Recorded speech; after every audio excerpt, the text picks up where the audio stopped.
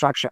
Like everywhere that I go now, like there's a different person saying, as soon as it's Dodge, it's got construction. Hi everyone, my name is Upili Pemba and welcome to The Construct. Welcome to another episode, man. I'm so excited.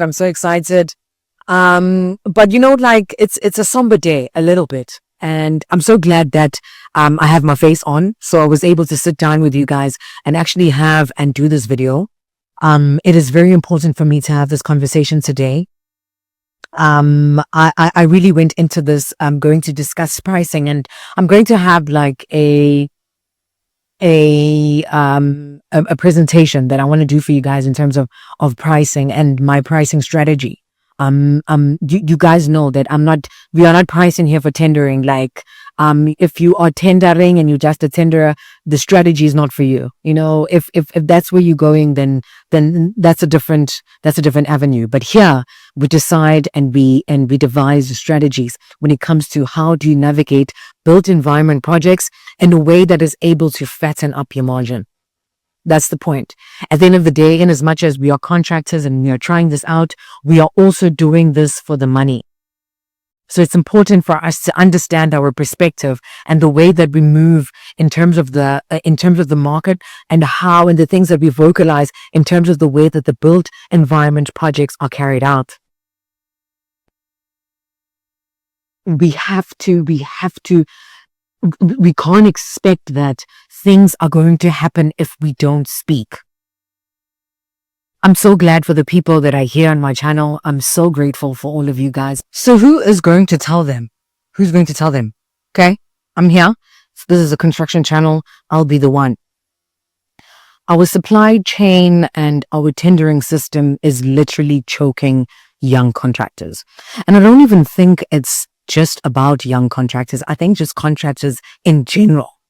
Because in as much as we might speak about, yes, we will put in a lot of other, yes, they do put in other factors that weigh into the totality of how we get projects. But at the end of the day, the lowest bid does win. And what happens is when you have a couple of contractors that are fighting to get the job, that are desperate to get the job, what happens? What happens is they become unreliable and they want to cut corners. And those are the type of conversations that we need to be having inbuilt in just the way that we are carrying out projects. There's a prayer of mine that I'm always praying where I say, if it does not have you, God, I do not want it. And this is because I value my peace and my integrity. When it comes to the type of contracts that I go into, it is important for me to be able to be the first person there, to be the last person there, to be the person that has professional staff, to be the person that has the best supply materials, and to have the best expertise when it comes to the type of projects that I do. I am one of the only females who are specialist suppliers and geotechnical contractors. So it's important that I am the brand manager of the things that I execute. And that's why my reliability and the fact that I am professional and I get things done, you find in my margin. So I say, how is it that we can create not even a culture, but a system where we are equipping young contractors to a point where it is not just about how low you can go? Because if we are going to put it at that now, we are competing with people who have years and years in the industry and have great relationships around their value chain.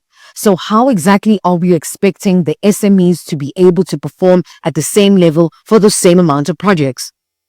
It is important to me, and it's important to this channel, that we understand the environment that we are working in order for us to be at a point where we understand. I'm asking you, in order for us to grow this community, like, I'm not crazy about numbers.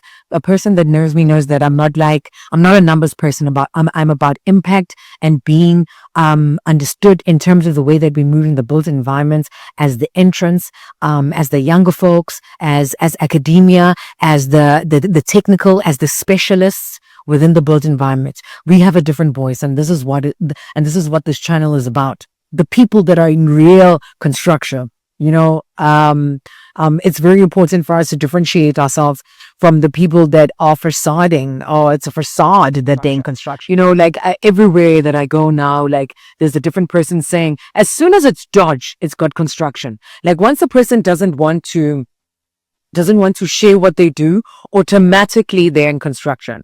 And that is the myths that I want to debunk in this channel, where it's not just about our supply chain and this tendering system.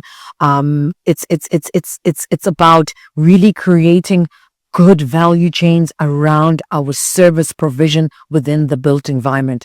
That is what this channel is about. I don't want to talk about the lower cost strategy, because that is not going to build the type of companies and the type of wealth that we want to create. Because at the end of the day, you are not going to be sweating in boots for an entire day to not make money out of it. That would be ridiculous. That would be absolutely like crazy.